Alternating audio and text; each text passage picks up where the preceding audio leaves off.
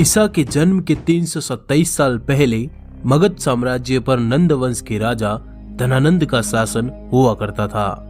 उत्तर में हिमालय से लेकर दक्षिण में गोदावरी तथा पश्चिम में सिंधु से लेकर पूर्व के इतने विशाल मगध साम्राज्य का अधिपति सम्राट धनानंद एक लालची राजा था। धन पर आनंदित होने वाले धनानंद ने अपनी प्रजा पर तरह तरह के कर लगा रखे थे। कहा जाता है कि धनानंद ने इसी धन से 99 करोड़ स्वर्ण मुद्राओं का विशाल भंडार भर लिया था। वह छोटी छोटी वस्तुओं पर बड़े बड़े कर लगाकर जनता से बलपूर्वक धन वसूल करता। परिणाम स्वरूप जनता नंदों के शासन के खिलाफ हो गई। चारों तरफ भय और गुस्से का वातावरण बनने लगा। आर्यावर्त के इस महाजनपद मगध राज्य की सीमाओं पर इस समय यूनानी यवन सैनिक तलवारें लिए खड़े थे, पर सत्ता के मद में चूर धनानंद को इससे तनिक भी फर्क नहीं पड़ रहा था। इसी महाजनपद मगध राज्य के सीमावर्ती नगर में एक साधारण ब्राह्मण आचार्य चणक रहते थे। चणक को हर वक्त अपने देश की चिंता सताती रहती।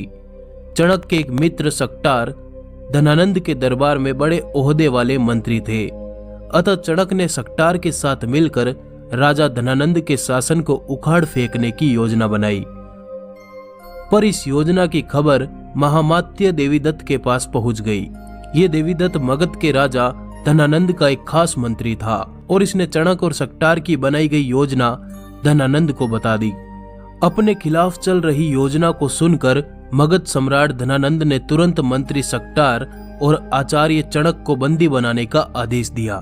संपूर्ण राज्य में यह खबर फैल गई कि राजद्रोह के अपराध में एक ब्राह्मण की हत्या की जाएगी और इसी के साथ आचार्य चणक का कटा हुआ सर राजधानी के चौराहे पर टांग दिया गया।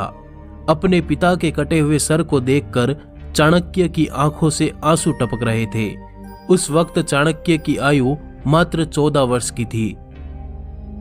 रात के अंधेरे में चाणक्य ने राजधानी के खंभे पर लटके अपने पिता के सर को नीचे उतारा और एक कपड़े में लपेटा। पुत्र चाणक्य ने अकेले अपने पिता का दाह संस्कार किया। तब कौटिल्य ने गंगा का जल हाथ में लेकर शपथ ली कि हे मां गंगे, जब तक हत्यारे धनानंद से अपने पिता की हत्या का प्रतिशोध नहीं लूंगा तब तक पकाई हुई कोई भी वस्तु नहीं खाऊंगा। जब तक महामात्य के रक्त से अपने बाल नहीं रंग लूंगा तब तक अपनी यह शिखा खुली ही रखूंगा। मेरे पिता का तर्पण तभी पूर्ण होगा जब तक कि हत्यारे धनानंद का रक्त पिता की राख पर नहीं चढ़ेगा। हे यमराज, धनानंद का नाम तुम अपने लेखे से काट दो, क्योंकि उसकी मृत्यु का लेख अब मैं खुद ही लिखूंगा। डर था या भय, पर चाणक्य ने महाजनपद मगध साम्राज्य को छोड़कर तक्षशिला की ओर प्रस्थान किया और इसी तक्षशिला में चाणक्य ने अपने ज्ञान के झंडे बुलंद किए। इसी ज्ञान के दम पर चाणक्य तक्षशिला के महाआचार्य बन चुके थे। उनके ज्ञान की ख्याति नगर नगर में फैलने लगी। पर चाणक्य की निगाहें तो मात्र एक वीर को खोज रही थी, एक ऐसे वीर को जो मगध के साम्राज्य की नींव हिलाकर रख दे, एक ऐसा महावीर जो सम्राट धनानंद को मारकर मगध साम्राज्य का महाराजाधिराज बनकर चाणक्य के सपनों को हकीकत में बदलने की कुव्वत रखता हो। और इन्हीं दिनों चाणक्य अपने आश्रम से जंगल के रास्ते तक्षशिला विश्वविद्यालय जा रहे थे। तभी जंगल में कुछ बच्चे राजा प्रजा का खेल खेल रहे थे। चाणक्य की निगाहें उस राजा बने बच्चे पर जाकर रुक गई। चाणक्य को जिज्ञासा हुई ये जानने की कि ये खुले विचार, ऊंची प्रतिभा और महान कदकाठी का ये महावीर आखिर है कौन। चाणक्य उस बच्चे की ओर बढ़ ही रहे थे कि तभी जंगल में एक चीता आ धमका। चीते को देख सारे के सारे बच्चे भाग गए, पर वो राजा बना हुआ वीर बालक झट से अपनी तलवार निकाल चाणक्य और बाघ के सामने दीवार बनकर खड़ा हो गया। चीते के चाणक्य तक पहुंचने से पहले ही वह वीर चीते से भिड़ गया और उसने चीते को धराशायी कर दिया। इस वीर की वीरता से चाणक्य अत्यंत प्रसन्न हुए। चाणक्य ने वीर से पूछा, तुम इतने वीर और साहसी कैसे बने? वीर का जवाब था, मैं राजा बना था। राजा का काम अपनी प्रजा की रक्षा करना होता है, इसलिए मैं अकेला ही लड़ा। फिर मुझे मगध के राजा धनानंद से भी तो अकेले ही लड़ना पड़ेगा। चाणक्य ने पूछा, धनानंद से तुम्हें क्यों लड़ना है? वीर ने जवाब दिया, क्योंकि उस क्रूर ने मेरी माता को अपमानित कर मेरी माँ को राजभवन से धक्के मारकर निकाल दिया था। चाणक्य ने वीर से पूछा, तुम्हारा नाम क्या है आर्यपुत्र? वीर का जवाब था, चंद्रगुप्त मौर्य। वीर विराट सम्राट चंद्रगुप्त मौर्य। इतने वीर बाहुबली देव पुरुष के इन वचनों को सुनकर चाणक्य भविष्य में झांकने लगे, जहां ये वीर मगध के महाराजा बने बैठे थे।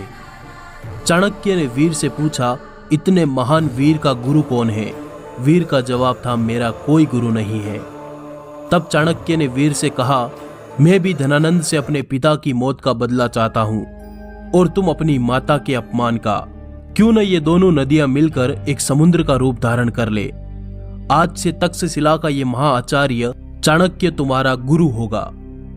वीर चंद्रगुप्त ने चाणक्य को अपना गुरु स्वीकार करते हुए गुरु को प्रणाम किया और इसी के बाद चाणक्य बालक चंद्रगुप्त को किसी अज्ञात स्थान पर ले गई। धनानंद साम्राज्य से टक्कर लेना कोई आसान खेल नहीं था। देवगुप्त और कात्यायन जैसे कुटिल नीतिज्ञ उसके खास मंत्री थे और राजा धनानंद क्रूर जरूर था, लेकिन एक ताकतवर योद्धा था। इसने सिकंदर जैसे योद्धा को भी व्यास सतलुज के मैदानों से वापस रवाना कर दिया था।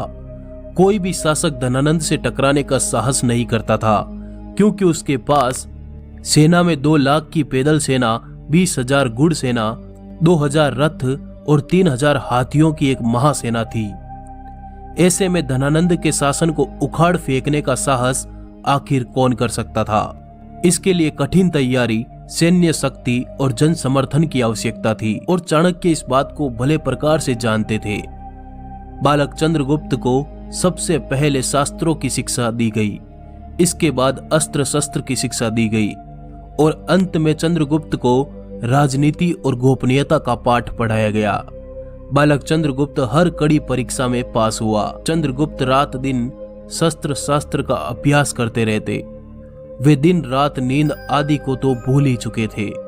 अपने कठिन परिश्रम की आग में तपकर चंद्रगुप्त सोना बन रहा था। चाणक्य भी वीर के इस साहस को देखते रह जाते। कुछ सालों में बालक चंद्रगुप्त एक महायोद्धा बन चुके थे। अब चंद्रगुप्त की परीक्षा का दिन आया। चाणक्य ने चंद्रगुप्त से कहा, जाओ फिर से उसी जंगल में जाओ जहां से तुम आए थे।